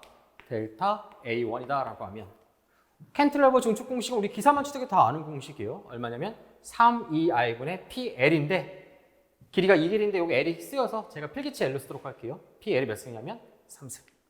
마찬가지로 3EI분의 P L 대신 전체 길이 써줘야 되니까 그렇죠? 2L을 3번 곱하면 우리 8L의 3승이잖아요. 3EI분의 8PL의 3승이고 처짐은 하향 이렇게 아래로 쳐집니다. 그죠? 자, 이번에는 모멘트 보도록 할게요. 이 모멘트는 위로 쳐질까요? 아래로 쳐질까요? 헷갈리죠? 그때는 이게 이렇게 사실 희한한 게 얘도 시계고 얘도 시계잖아요. 이렇게 그리면 잘하는데 얘는 헷갈려 하시더라고요. 이렇게 그리면 희한하게 위로 올라간다고 얘기를 하는데 이 경우 이렇게 그리면 둘 다 시계 아니에요? 얘는 내려간다고 생각하시는 분 있더라고요. 그렇게 혼동된다라고 하면 BMD를 그려보세요. BMD. 그렇죠? BMD 그리면 이게 정모멘트 그려집니다. 정모멘트라는 얘기는 뭐냐면 보가 아래로 볼록이고 밑으로 쳐지면 무조건 위로 볼록이지 아래로 볼록이 될 수가 없죠. 어떻게 쳐지냐면 이렇게 쳐집니다. 정확하게 그리면 여긴 직선이에요. 이렇게 직선, 여기가 공률 이렇게 되는 거죠. 이렇게. 이게 바로 뭐냐면 델타 A2입니다. 델타 A2는 하중 작용점의 변이가 아니라 얘처럼 다른 곳, 이 바깥쪽의 변이잖아요. 얘를 구하는 방법은 중첩 공식을 통해서 푸는 방법이 있고요. 이때 비례식을 쓰는 방법이 있어요. 그래서 수업 때 쓰는 방법 그대로 말씀을 드리면 고정단어부터 가까운 쪽 거리를 갖다가 A, 나머지 이 뒤에 거리를 B다라고 하면 얘 처짐과 얘 처짐이 서로 비례한다는 얘기야. 얘가 커지면 얘도 커진다는 얘기지. 그럼 어떻게 비례하냐? 델타 A2는 델타 B 곱하기 얼마냐? 요걸 A, 요걸 B로 봤을 때 바로 A분의 A 플러스 2B입니다. 지금처럼 A랑 B가 길이가 L로 같다라고 하면 1대 1이 되는 거죠. 다 1. 그죠? L에 약분하면 1이잖아. 그죠? 여기다 1 집어넣으면 몇 배가 되는 거야? 바로 3배. 저는 수업 때 여러 차례 이거 꼭 기억하라 말씀을 드리고요. 이번 공무원 시험 문제도 이와 비슷한 문제가 많이 나왔죠. 다른 거 이런 거 못하겠다. 그러니까 이거라도 기억하라고 말씀을 드렸잖아요. 지금처럼 이렇게. 중앙작용을 했을 때 1대 1 때 모멘텀이 몇 배다? 3배. 참고로 집중하중은 2분의 5배입니다. 알겠죠? 자, 그러면 델타 P 구해볼까요? 모멘트의 서진 구하는 공식은 얼마냐면 바로 2EI분의 ML의 제곱이고요. 마찬가지로 몇 배라고 아까 말씀드렸냐면 3배. 요게 L도 L. 모멘트는 주어진 거 PL이죠. 이렇게. 그럼 얘는 얼마가 되겠어요? 정리해보면 2EI분의 3PL의 3승 대신 방향은 상향. 자, 두 개를 더해야지만 합산된 결과가 나오는 거니까 얘는 얼마가 되는 거냐면 바로 3분의 8. 숫자만 볼게요. 여기 3분의 8. 얘는 방향이 반대 방향이니까 마이너스 얼마다? 2분의 3. 이렇게 되는 거죠. 뭘로 통분할까요? 6으로 통분할까요? 16 마이너스 9는 정답은 얼마다? 바로 6분의 7. 정답은 몇 번이냐면 그래서 1번이고요. 이 문제는 마찬가지로 제가 B형으로 문제를 분류했습니다. 아마 초급자나 비전공자분들 좀 풀기 어려웠을 거라 생각을 하고요. 그다음에 좀 능숙한 비전공자라든가 아니면 또 전공자분들 수업 잘 따라왔다라고 하면 충분히 풀 수 있는 문제라고 판단을 합니다. 이렇게 해서 13번까지 문제 풀었고요. 칠판이 좀 자리가 부족하네요. 제가 14번, 15번 바로 준비하도록 할게요. 이어서 14번 풀어보도록 하겠습니다. 14번은 문제가 좀 어려운 문제죠. 뭐 몇 번 기출되긴 했지만 아무래도 이제 이게 부정적 문제기도 하고 여기까지 집중력이 미치지 못하는 경우가 많습니다. 같이 한번 보도록 할게요. 우선 일반적으로 본데 변일치법으로 많이 풀거든요. 트러스 같은 경우는. 하지만 제가 이제 만든 방법이 있죠. 그래서 분배법을 갖고 이제 푸는 게 좀 더 편하고요. 그렇게 풀지 않는다고 하면 시험장에 건들면 안 되는 문제죠. 이게 변일치 풀어가지고 단위화제법으로 변이 구하고 일치시킨다라고 하면 배우보다 배꼽이 더 커요. 그래서 하실 거면 아까 같은 분배법, 저는 이제 수업 기준으로 말씀을 드릴 거고요. 왜 푼다라고 하면 이 문제는 손대지 않는 게 많습니다. 자, 분배법 어떻게 하냐? 우선 강성도의 비례, 축강성도입니다. 축강성도, 길이방향 분배법이고요. 축강성도의 비례에서 분배한다라고 생각하시면 될 것 같아요. 우선 요거 가운데 부재부터 먼저 보도록 할까요? 가운데 부재. 그냥 축부재죠. 그죠? 길이가 얼마냐면 L. 축강성. 탄성계수와 면적을 얘기하죠. 2A다라고 하면 얘 강성도는 얼마가 되는 거냐면 제가 한번 써볼까요? L분의 2A입니다. 문제는 이 경사부재의 축강성도가 구하기 좀 어렵죠. 이 경사부재 정확하게 말하면 이쪽으로 분배하거든요. 이쪽 방향 축강성도입니다. 요건 얼마냐? 제가 구하는 패턴을 알려드렸고요. 얼마냐면 요 길이를 주의해 주셔야 돼요. 지금부터 이 수직 길이 주었을 때와 경사 길이 주었을 때는 다르거든요. 수직 길이가 만약에 L이다라고 하면 똑같이 L분의 2A를 써주고요. 코사인입니다. 코사인 60도. 그대로 써주시되 중요한 건 몇 승이냐 중요하거든요. 이게 만약에 요 길이가 L이다라고 하면 2승이고요. 요 길이가 L이다라고 하면 그때는 3승입니다. 이렇게 마찬가지겠죠. 왼쪽도 강성도는 얼마가 되는 거냐면 L분의 2A는 똑같고요. 뒤에 두 가지만 주의해 주시면 돼요. 여기 코사인 60도 요거의 몇 승이다? 3승이다. 우리 분배법은 말 그대로 강성도가 큰 게 더 많은 힘을 분담한다는 원리예요. 그러니까 몇 대 몇. 그게 무슨 말이냐면 약분이 가능하다는 얘기죠. L분의 2A는 공통 문자로 다 들어있으니까 지워버리면 그렇죠? 얘는 1이 되는 거고요. 얘는 요거, 얘도 요거죠. 자, 그러면 한번 풀어보도록 할게요. 우선 BD 부재부터 먼저 구해보도록 할까요? 자, 몇 대 몇이냐? 얘 더하기 얘 더하기 얘분의 1이겠죠. P를 분담받는다. 얘 더하기 얘 더하기 얘분의 1로. 여기 1이고 이거 두 개 있잖아요. 그러니까 1 플러스 2 코사인 60도의 몇 제곱이에요? 세제곱. 그죠? 요거를 뭐다? 1P가 되는 거죠. 두 번째, 그러면 이 경사부재 부재라고 한번 구해보도록 할까요? 둘이 같겠죠? 마찬가지로 세 개 다 더했다라고 하면 1 플러스 2 코사인 60도의 세제곱. 그 다음에 얘는 경사부재니까 이거 강성도 써줘야겠죠? 이렇게. 이때 마지막 주의할 게 있어요. 보시면 여러분 여기다가 만약에 3승을 썼다라고 하면 얘를 구하는 거고요. 우리가 구하는 건 얘가 아니라 얘잖아요. 얘. 이게 부재력이니까. 무슨 말이냐면 다시 코사인 60도를 한번 나눠줘야 돼요. 그래서 어떻게 하냐? 차수를 하나 줄여주는 거예요. 이게 만약에 3승이다라고 하면 뭐로 줄여주는 거예요? 바로 2승. 만약에 얘가 2승이었다라고 하면 얘가 길이가 L이었으면 2승이었겠죠? 그때는 1승으로 바꿔주는 거예요. 이렇게. 자, 이 식을 완전하게 능숙능하게 쓸 수 있다라고 하면 이 문제 푸는 거고요. 변일치법을 풀어서 단위제법을 변이구해서 일치시킬 것 같으면 부급은 안 풀이 낫습니다. 자, 지금은 두 개의 부재력 비를 구하는 거니까 다 통째로 지워지고 얘만 남네요. 그러니까 코사인 60도의 2제곱이죠. 6분의 1. 코사인 60도는 얼마입니까? 2분의 1이죠. 제곱해주면 4분의 1. 숫자 4가 위로 올라가니까 정답은 4배입니다. 몇 배 더 크다? 4배 더 크다라고 볼 수가 있습니다. 이외에 뭐 윌리엄 선더나 여러 가지 방법을 통해서 풀 수 있는데 저는 이제 공무원 강사잖아요. 가장 적합한 방법을 찾아서 여러분에게 전달하고 있는 겁니다. 알겠죠?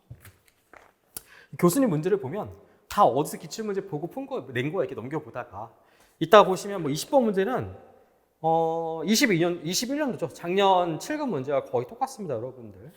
그래서 보통 여러분들 7급 빼고 서울시 빼고 다 빼잖아요. 다 빼. 사람들이 뭐냐면 요즘은 정보화 시대잖아. 자기가 굉장히 정보를 많이 안다라고 생각할 수 있는데 저도 마찬가지거든요. 가장 많이 하는 실수가 자기가 보고 싶은 것까지만 봅니다. 자기가 믿고 싶은 것만 믿고. 그래서 항상 실수가 이게 자꾸 반복되는 거예요. 예를 들어서 저는 걱정이 돼요. 이번에 서울시 토목사가 굉장히 쉽게 나왔고 역학도 마찬가지로 좀 무난하게 나왔죠, 사실은. 그렇죠? 근데 내년에 또 쉴 거라고 생각을 하는 거죠. 왜? 그걸 믿고 싶은 거니까. 그렇죠? 근데 만약에 어쩔 수 없는 상황이에요. 그러니까 시험 때까지 기간이 얼마 안 남았어요. 그러면 그렇게 하는 게 맞거든요. 하지만 충분히 주어진 상황이다. 시간이 주어진 상황이다라고 하면 여러분이 할 수 있는 최선을 다해 노력하는 게 맞죠. 그렇죠? 항상 그렇게 말하지만 결국 그렇게 자꾸 선택을 하더라고요. 쉬운 거, 편한 거, 어렵지 않은 거, 나 힘들지 않은 거. 그렇죠? 다시 한번 그런 부분에 대해서는 좀 더 한번 생각을 한번 해볼 필요가 있을 것 같아요. 다음에 15번 PCR 임계하점 구하는 문제죠. 그렇죠? 왼쪽 기둥 길이 5m짜리고요. 힌지입니다. 얘가 임계 자골 강도가 160km 했다라고 하면 오른쪽 길이가 4m짜리 양당 고정분은 얼마냐라고 묻고 있는 거죠. 그렇죠? 자, PCR 구하는 공식은 유효 길이의 제곱입니다. 유효 길이. 왼쪽 건 유효 길이 얼마예요? 유효 길이가 5m죠. 왜? 좌골이 이렇게 되니까. 유효 길이가 얼마다? 그대로 5m다라고 볼 수 있죠. 그래서 5m의 제곱. 사실 이거 쓸 필요 없는데 초급자분들이 비례한다도 잘 많이 어려워하시길래 제가 썼습니다. 그래서 얼마냐면 25분의 파이의 제곱 이하가 되는 거죠. 오른쪽에 나와볼게 나와보자는 양당 고정보니까 좌골 형태가 이렇게. 유효 길이는 딱 절반입니다. 가운데 부분이 유효 길이죠. L2는 아까와 다르게 4m 전체를 쓰는 게 아니라 절반 2m 이렇게. 그래서 보통 유효 길이 계수가 0.5다라는 표현을 많이 쓰는 거죠. 그래서 2의 제곱. 그러면 4가 되는 거죠. 그럼 어떤 관계에 있을까요? 25는 분자에 곱해주고 다시 분모에 4를 곱해줘야겠죠. 4분의 25배죠. 그러니까 PCR은 얘 4분의 25배잖아요. 160 곱하기 4분의 25 하면 얼마다? 바로 1000인가요? 1000입니다. 그죠? 이렇게 볼 수가 있습니다. 자, 다음 문제 16번 영양선 보도록 할게요. 영양선 어렵다 해서 제끼신 분도 많죠. 그러니까 이게 자꾸 틀리는 거예요. 할 때. 제가 자꾸 여러분한테 뭐라고 막 잔소리하고 싶지 않거든요. 왜냐면 개인의 또 어떤 그런 것들을 존중하려고 하는데 그래도 영양선 문제 이거 해볼만 해요. 그래서 23년도 준비하시는 분들은 적어도 포기하지 마시고 도전해보세요. 왜냐면 문제가 어렵게 안 나옵니다. 시점에 모멘트 영양선 구하라고 나와 있어요. 뮬러 블레스러의 원리를 써보도록 할게요. 자, 시점은 요점이고요. 영양선 구한다라고 하면 1단계 구속력 해제예요. 모멘트 구속력을 해제한다는 얘기는 무슨 얘기냐면 여기다가 내부 힌지를 삽입하라는 얘기예요. 2단계 단위변인 1 이동. 양쪽이 잡고요. 왼쪽은 반시계, 오른쪽은 시계. 이게 실제 구조물을 생각을 하는 거야. 얘 실제 움직임이 영양선 모양과 똑같습니다. 왼쪽은 반시계, 오른쪽은 시계. 외우기 어렵다라고 하면 양손 잡고 얘예요. 얘를 꼭 기억하세요. 이때 안 움직이면 건들지 마세요. 그럼 영양선 모양 어떻게 될까요? 여기는 시소, 우리 놀이터 가면 시소 아시죠? 시소의 중앙 부분처럼 이렇게 쳐지겠죠. 정답은 몇 번이냐면 4번이죠. 너 3번 쓰신 분들 이거 여기 고정인데 움직이면 돼요? 안 돼요? 안 되죠. 고정인데 움직이면 절대 말이 안 되잖아. 그러니까 찍어도 3번은 빼고 찍어야 될 방법이겠지. 지금 3번을 찍은 거죠. 이렇게. 다음에 말 나온 김에 이것도 한번 해볼까요? 전단력입니다. 시점의 전단력 영양선을 구할 때는요. 여기다가 가동 비회전단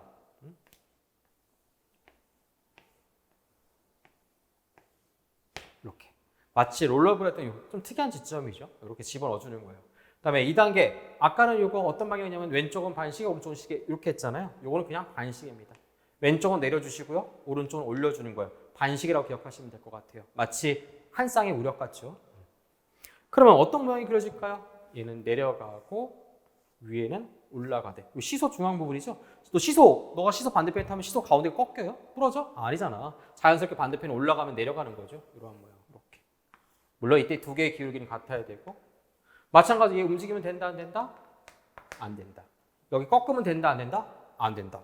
너 볼펜 잡고 여기 오른쪽 손가락 걸치고 올렸다고 하면 반대쪽 내려가지. 부러지는 거 아니잖아. 여기 꺾으면 안 된다고요. 알겠죠? 그렇습니다. 17번입니다. 경사보. 그러니까 요게 수평 반력이었으면 좋았을 텐데 요게 약간 경사져 있는 거죠. 어떻게 풀면 될까요? 교수님 되게 친절한 거죠. 이렇게 다 써주지도 않았을 것 같아요. 제가 문제를. 근데 교수님이 적어도 어떻게 됐든 사람들을 한 명이라도 더 붙이려고 노력을 했어요. 물론 몇 문제가 좀 어렵긴 한데 나머지 문제는 충분히 공부해서 여러분이 맞출 수 있게끔 교수님도 분명히 배려를 한 거예요. 내가 봤을 때는 그 인혁처 그런 기간 뭐 할 때 쪼이티까지 넣어가지고 이렇게 더 이상 미달 만들면 안 됩니다. 사람들 꼭 채워야 됩니다라고 아마 강하게 압박을 받은 것 같아요. 그런 노력이 굉장히 많이 보여요, 사실은. 그렇죠? 자, 이 문제 풀어보도록 할게요. 우선 이 경사 반력을 수직 수평으로 쪼개봅시다. 쪼개는 방법 아시죠? 요 반력은 롤러지자의 반력은 바닥과 직각의 합력이야. 요게 합력이야, 합력. 요게 반드시 합력이야. 그럼 분력은 어떻게 쪼개냐? 내가 원하는 방향으로. 지금은 어떤 방향이? 당연히 수직 수평이 제일 좋아하잖아. 그래서 이렇게 평행 사변형. 정확하게 하면 뭐 지금은 직사각형 이렇게 쪼개주는 거죠. 작용점이 여기니까 화살표 여기 머리를 맞춰주면 이런 모양입니다. 각도를 찾아야겠죠. 각도는 어떻게 찾느냐? 우선 요게 직각이고 요게 지금 직각이죠. 제가 왜 직각 두 개를 표시하냐면 끼인 각은 하나 건너 하나가 똑같습니다. 무슨 말이면 얘가 60도다라고 하면 한 개 건너 이 하나가 똑같이 동일한 각 얼마다? 60도죠. 한 번 더 보여드릴까요? 이렇게. 이 색깔은 전혀 다른 색입니다. 이건 뭐 참고로 말씀드리는 거예요. 이렇게. 자, 노란색과 분홍색이 노란색끼리 직각이고 분홍색끼리 직각이죠. 얘가 만약에 세타다라고 하면 한 개 건너 얘도 세타, 하나 건너 얘도 세타, 하나 건너 얘도 세타. 마찬가지로 여기가 뭐 알파다면 알파로 다 같습니다. 자, 그러면 몇 대 몇 대 몇이에요? 몇 대 몇 대 몇? 이게 2대. 직각삼각형이죠. 60도 끼인 각은 1대 루트 3. 얘가 RB다라고 하면 얘는 적어도 얼마야? 2분의 1 RB가 되겠죠. 2분의. 지금으로서 얘는 필요 없으니까 그냥 안 쓰도록 할게요. 좀 이따 A점에서 모멘트 0 잡을 건데 이게 관통하니까 필요가 없죠. 자, 그러면 써보도록 할까요? 자, RB 구하려면 어디서 모멘트 평형 방정식을 써야겠어요? 바로 A점이죠. 여기서 모멘트 평형 방정식을 써볼까요? 자, 늘상 그려왔듯이 시계 방향을 플러스로 잡게 되면 50 곱하기 4 시계 방향이죠. 자, 이번엔 반시계 얘죠. 이 하나의 힘을 두 개로 분해했고 얘는 관통하니까 쓸 필요 없고 얘만 써주면 되겠다. 반시계네요. 2분의 RB에다가 8기는 얼마다? 10m 이렇게는 0이다. 그럼 얼마일까요? 이거 계산하면 5 하면 10, 40이죠. RB는 우항 넘어가면 얼마다? 바로 40kN. 그래서 얘 정답은 얼마다? 40. 여기는 20. 얘는 20 루트 3. 여기 수평 반력은 얼마였겠어요? 20 루트 3. 그죠? 이렇게 문제를 만드는 거예요. A점에 수직 반력을 물어봤으면 더 많이 틀렸을려나? 30인데, 그죠? 여기 40, 20, 50, 여기 30, 그죠? 여기다가 마찰, 블럭, 이런 문제 어려워지는 거야. 역학 문제는 그래서 안에 내용은 똑같아요, 여러분들. 문제는 근데 그 응용력을 기르는 게 맨 처음에 좀 어려움이 필요하고 못 믿겠지만 일정 수준에 오르게 되면 그 다음부터는 뭐 탄탄대로입니다. 근데 거기까지가 좀 쉽지가 않은 거죠. 다음 보도록 할게요. 18번은 조합 응력, 뭐 조합 하중입니다. 제가 미리 분해를 했어요. 하나는 충력에 의한 추궁력, 하나는 여기 이거 충력 아니죠? 이 안에 힘 모멘트 발생하잖아요. 힘응력 이렇게 두 개를 따로 보도록 할게요. 인장이냐 압축이냐 이것도 좀 어렵죠. 계산이 좀 복잡한 문제예요. 한번 보도록 합시다. 우선 이거부터 볼게요. 아니요. 집중하지. 충력이 작용하니까 단면 전체가 무슨 응력이 발생하겠어요? 바로 추궁력이 발생하겠죠. 지금 여기 윗부분에 응력 구하라고 했어요. 인장 응력 발생하겠죠. 왜? 당기니까. 얘 구하는 방법은 뭐예요? 바로 그냥 A분의 P, A분의 P, A분의 P죠. 자, 이번에는 휘응력. 우리 휘응력 구하는 공식은 뭐예요? 바로 Z분의 M. 모멘트는 어떤 모멘트 발생하는지 보도록 할까요? 우선 위에서 누르면 단면 전체가 정모멘트가 발생할 거고 요거 모멘트 크기 구하는 방법은 얘가 20이니까 여기 반력은 10. 여기 양쪽도 10이겠죠. 모멘트는 여기 10 곱하기 4 해주면 되니까 얼마다? 40kN. 이게 바로 mx가 되겠죠. 시점의 힘 모멘트. 그죠? 정모멘트다. 그러면 위에는 뭘 받아요? 중립축을 기점으로 해서 위쪽은 압축, 아래쪽은 뭐다? 인자. 압축, 여기는 인자. 이때 연단응력 구하는 공식은 바로 뭐다? 단면계수 Z분의 모멘트. 시점 모멘트 써야겠죠. 이렇게. 압축이니까 마이너스인 거고요. Z분의 MC. 이 둘을 뭐 하면 된다? 네, 더하면 되는 거죠. 실제 시험장에서는 물론 이제 첨부 파일 보시면 카카오톡 채널이라든가 다음 카페 확인해 보시면요. 제가 첨부 파일을 자세히 풀어놨습니다. 실제 시험장이면 그렇게 디테일하게 구하면 시간이 없죠. 저라면 그냥 앞자리만 계산해서 빨리 풀었을 것 같아요. 예를 들어서 A다라고 하면 여기 3하고 4만 유효 숫자로 P는 10이죠. 그럼 그냥 1이었겠죠. 1이거나 10이거나 100이거나 0.1이거나 0.001이거나 뭐 이런 거. 얘도 한번 해볼까요? 이거 Z는 직사각하면 6분의 BH의 제곱이죠. 6을 위로 올렸습니다. 한번 해볼까요? 그럼 이것도 B는 얼마냐면 3, H는 4, 6 곱하기 모멘트는 앞에 유효 숫자 4 이렇게. 그러면 4, 4 지워지고 약분하면 2. 4분의 2는 얼마예요? 4분의 2분의 1 끝까지 나눠서 숫자로 만들어야겠죠. 이렇게. 얼마다? 5. 마이너스 5, 마이너스 0.5 마이너스 50 뭐 이런 것 중에 하나겠지. 결국 이 두 개를 유효 숫자를 가지고 경우의 수를 따져볼 것 같아요. 저라면. 지금은 뭐 제가 쓴 대로 마이너스 5와 플러스 1의 조합인 정답은 마이너스 4 압축 응력이 발생합니다. 그래서 몇 번이냐면 1번이고요. 실제 시험장에서 어렵게 느껴졌을 것 같아요. 18번이나 19번이나 20번 그죠? 아마 설계에 비해서 역학이 고등점이 좀 적은 이유 중에 하나가 전 이제 멘탈 나간 거죠. 20번도 뭐지? 19번도 뭐지? 18번도 뭐지? 17번. 이 초급자분들 이런 거 다 건너뛰어버리더라고요. 거기다가 영양성까지 버렸어. 기둥을 안 했어. 앞에 3장만 한 거야. 전부 정정보만. 그럼 다 틀린 거죠. 뭐 전부 다. 그렇죠? 14번 당연히 안 했을 거고. 13번 변이도 안 하잖아요. 변이도 제끼고. 12번은 그냥 어려운 문제고. 그렇죠? 그나마 풀만한 게 뭐 10번, 9번, 8번도 풀려고 했는데 연습 많이 하면 잘 안 되죠. 7번도 아마 못 풀었을 것 같아요. 완전 초급자분들은. 그러니까 맞출 게 별로 없는 거예요. 그래서 다시 한번 말씀을 드리지만 최선을 다해서 준비를 하세요, 여러분들. 그 안에서 쉽게 나올 수도 있는 거고 만약에 어렵게 나오면 어떻게 할 거예요? 그냥 다 무너지는 거예요, 여러분들. 그래서 아까도 말씀드린 것처럼 어쩔 수 없을 때는 뭐 어쩔 수 없습니다. 그건 말 그대로. 하지만 그게 아니다라고 하면 조금 더 노력 좀 해주세요. 여기까지입니다. 칠판 지우고 두 문제 남아있네요. 두 문제 빨리 풀어보도록 할게요. 자, 마지막 두 문제 보도록 하겠습니다. 자, 19번 문제부터 시작하도록 할게요. 19번은 부정적 문제고 변일치 문제. 그 중에서도 문제가 좀 어려운 편에 속합니다. 자, B점이 가만히 있어도 어려운데 B점 밑으로 치마 일으켰어요. 얼마큼 치마 일으켰냐면 델타는 24 2i분의 5p L의 3승이래요. 그렇죠? P하고 여기 B점의 반력 RB를 구하라고 나와 있습니다. 이 RB를 지금부터 과행력으로 보도록 할게요. 얘만 없었으면 정정이었다 이 얘기죠. 요거만 G점만 없었으면 정정이었을 텐데 얘가 바로 뭐다? 과행력. 변일치법은 첫 번째 과행력을 제거하고 오직 외력에 의한 이 시점을 떼버리고 오직 뭐에 의한?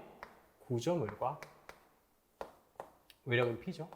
두 번째는 외력을 제거하고 오직 과행력에 의한 변이를 일치시키는 방법. 이름이 그래서 변이일치법입니다. 해볼게요. 자, 요거 해제했습니다. 그러면 캔틸레버 P가 제하되는데 안타깝지만 우리가 구해야 될 변이는 얘가 아니라 B점이죠. 왜? 여기서 변이를 일치시킬 거거든요. 그럼 이 부분의 변이를 어떻게 구하냐? 이 델타 P1은 어떻게 구하느냐? 그렇죠? 구하는 방법은 이 P를 여기까지 옮겨서 구할 수가 있죠. 아까 몇 번 문제였죠? 정정보 문제? 7번 문제랑 비슷한 느낌이겠다. 그렇죠? 한번 옮겨볼까요? 이 P를 옮겼다라고 하면 이렇게 P는 그대로 평행 이동하게 되고 이때 모멘트가 만들어진다고 말씀을 드렸죠. 모멘트 크기는 얘하고 이 팔 길이 4분의 1을 곱해주면 얼마다? 4분의 이 둘에 의한 처짐을 구하면 돼요. 이 P부터 먼저 구해보도록 할까요? 여기까지만 보면 되겠죠. 캔틸레버의 집중화중에 의한 처짐 공식은 3,2i분의 PL의 3승. 이번에는 이 모멘트에 의한 처짐 공식 한번 구해볼까요? 모멘트는 얼마입니까?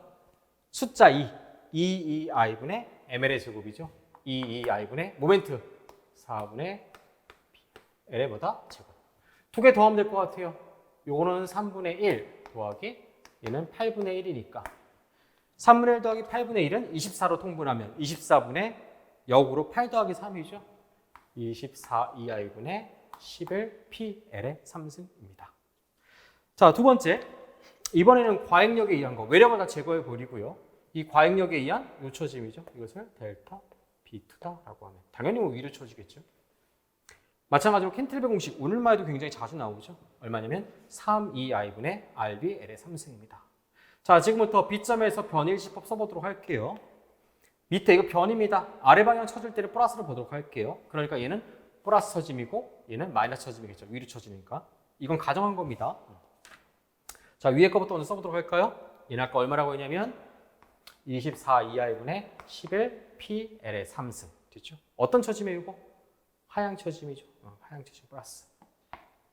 자, 이번에 이 처짐은 위로 쳐지니까 반대로 마이너스 3EI분의 RBL의 3승은 만약에 B점이 여기서 가만히 있었다라고 하면 이걸로 식은 끝납니다. 는 0이에요. 근데 지금은 움직였죠. 위로 움직였어요? 아래로 움직였어요? 아래로 치마됐죠. 아래로 치마. 아래로 델타. 아래로 델타. 아래로 델타. 얼마큼 치마했다? 24EI분의 5PL의 3승. 자, 그러면 소거할 거 한번 구해볼까요? L의 3승은 다 지워지겠죠? EI도 다 지워지겠네요. 그죠? 얘를 좌측으로 넘겼다. 그러면 24분의 5P를 넘기면 마이너스 24분의 5P. 여기 24분의 11P가 있으니까 24분의 6P. 암산을 휘리릭 해보면 6하고 24 합분하면 4분의 P. 4분의 P죠. 얘는 5항 넘어갔다라고 하면 3분의 RP고. 문제에서 요구하는 게 P분의 RB인가요? P분의 RB는 서로 바꿔주면 정답은 4분의 3. 몇 번의 정답이다? 3번이 이 문제 정답이죠. 아마 초급자, 중급자 갓 들어오신 분까지 다 틀렸을 것 같아요. 그렇죠? 좀 여유가 있거나 이거 푸는 방법 되게 많아요. 제가 참고로 해설은 이 변이도 상반 정리로 문제를 풀어놨거든요. 어렵죠. 상반 정리로 문제를 풀어놓은 이유는 출제자의 의도가 그렇기 때문에 그렇습니다. 진짜 시험장에서 이렇게 풀거나 아니면 더 쉽게 푸는 방법도 있습니다. 다만 현재 이제 이 수업의 취지에 맞는 방법은 이게 가장 간단한 방법이에요. 다시 한번 확인해 보세요. 마지막 20번. 21년도 지방직 문제 나온 문제고 이 교수님이 그러니까 여러분을 잘 모르는 거야. 그러니까 문제 내긴 내야겠고 잘 모르니까 뒤적뒤적 그냥 옛날 문제 하다가 아마 21년도 문제 국가직이나 지방직이었나 7급 문제를 손대신 것 같아요. 보시면 그렇죠? 휘망역도인데 특이한 게 있다라고 하면 최대 보에서 발생한 최대 변형률을 물어본 거죠. 잘 보시면 익숙한데 익숙하지 않은 게 있죠. 바로 이 부분이죠. 그렇죠? 거기 보시면 그림이 하나 더 있어요. 응력변화의 선도인데 우리가 많이 보는 그림이죠. 우리 토목석에서 많이 보는 거 이렇게 그려져 있잖아. 여기까지가 무슨 변형률이 바로 항복 변율인데. 그렇죠? 이 그림을 굳이 왜 그렸냐면요. 요 그림 이거 잘 봐보세요. 요거 이렇게 딱 떼서 돌려서 탁 요 그림이잖아요. 지금 그렇죠? 어디까지가 항복 변율이에요? 요게 변율도 그림을 그리잖아요. 우리 베르니 법칙이라고 부르고요. 평면 보존의 법칙이라고 그러는데 응력도는 이렇게 그려도 단면은 변형 후에 반드시 평면을 유지해야 합니다. 물론 특수한 경우, 가령 예를 들면 깊은 보, 우리 토목석에서 배우죠. 이런 것들은 평면 보존의 법칙, 이게 직선으로 반듯하게 휜다는 얘기야. 휨을 맞는 거야. 반듯하게 삼각형, 반듯하게 이 그림 그린 거지. 반듯하게 이 그림. 그죠? 특수한 경우, 깊은 보는 여기 지켜지지 않지만 보통의 경우 전부 다 여기 지켜집니다. 이 그림을 그리는 거야. 그럼 어딜 구할 수 있느냐? 나머지는 못 구해. 딱 요 순간만 구할 수 있죠. 요 순간. 요게 바로 뭐다? 입실로 y. 요거. 둘 다. 입실로 y. 우리 토목설계 하시면 잘 아시죠? 입실로 y 어떻게 구해요? 탄성계수분의 항복 강도죠. 문제에서 항복 강도는 200MPa. 탄성계수 200GPa이니까 단위 맞춰주면 10의 3승. 계산하면 0.001이죠. 그럼 얘를 물어봤냐? 아니죠. 지금은 얘를 물어봤어요. 가장 큰 수직 변형률. 그럼 이건 어떻게 구하면 돼요? 삼각형의 닮은비죠. 요게 높이가 4분의 h, 요게 2분의 h. 얘분의 얘가 얘분의 얘잖아요. 몇 배 더 커진다? 2배. 그러니까 정답은 이거의 2배니까 아시겠어요? 그래서 사실은 재수없지만 내가 봤을 때는 별 문제가 아닌데 문제는 이제 강사하고 우리 여러분 이제 공부하신 분하고는 시험에서 어쨌든 어떤 최적의 결과를 뽑기 위해 노력을 하잖아요. 그래서 아무래도 이제 선택과 집중을 해야 되는 거고 그 부분에서 이제 이 문제가 이제 배제가 되는 거죠. 그리고 이게 나왔다라고 해서 이거 7급 문제거든요. 이것도 제가 하면 여러분 좀 좋아하지도 않아요, 여러분들. 그래서 아마 이런 부분들이 아마 이제 초급자하고 중급자, 상급자를 나누는 어떤 계기가 될 것 같아요. 그래서 이렇게 20문제 끝났고요. 23년, 24년 이후에 준비하시는 분들 지금의 어떤 이 영상을 가지고 여러분이 좀 더 방향을 찾았으면 좋겠습니다. 더불어 시험 보신 분들 우리 고생 많으셨습니다. 응용력학 해설은 이것으로 마치고요. 토목설계는 문제가 좀 많이 평이해서 길지 않게 진행할 예정입니다.